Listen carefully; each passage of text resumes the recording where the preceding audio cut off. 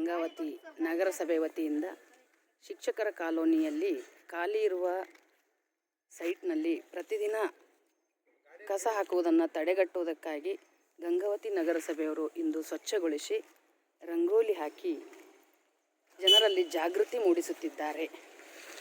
ಈ ಹಿಂದೆಯೂ ಸಹ ಹಲವಾರು ಪ್ರಯತ್ನಗಳನ್ನು ಮಾಡಿದ್ದಾರೆ. ಜನರಿಗೆ ಸ್ವಚ್ಛತೆಯ ಅರಿವು ಮೂಡಿಸುವುದಕ್ಕಾಗಿ ಇದು ಮತ್ತೊಂದು ಪ್ರಯತ್ನ. ಈ ಪ್ರಯತ್ನಕ್ಕೆ ನಮ್ಮ ಮನ್ವಂತರ ಧ್ಯಾನ ಕೇಂದ್ರದ ವತಿಯಿಂದ ಒಂದು ಬೋರ್ಡನ್ನು ಅಳವಡಿಸಿ ಅವರಲ್ಲಿ ವಿನಂತಿಸಲಾಗಿದೆ. ಇದು ನನ್ನ ಅಳಿಲು ಸೇವೆ, ಪ್ರಚಾರಕ್ಕಾಗಿ ಅಲ್ಲ. ಈ ಒಂದು ವಿಡಿಯೋ ಒಬ್ಬರಿಗೆ ಸ್ಫೂರ್ತಿಯಾದರೂ ಈ ಎಲ್ಲರ ಪ್ರಯತ್ನ ಸಾರ್ಥಕ. ಶಿಕ್ಷಕರ ಕಾಲೋನಿಯನ್ನು ಸ್ವಚ್ಛವಾಗಿ ಇಟ್ಟುಕೊಳ್ಳಲು ನಾವೆಲ್ಲರೂ ಬದ್ಧರಾಗಬೇಕಾಗಿದೆ. ಧನ್ಯವಾದಗಳು.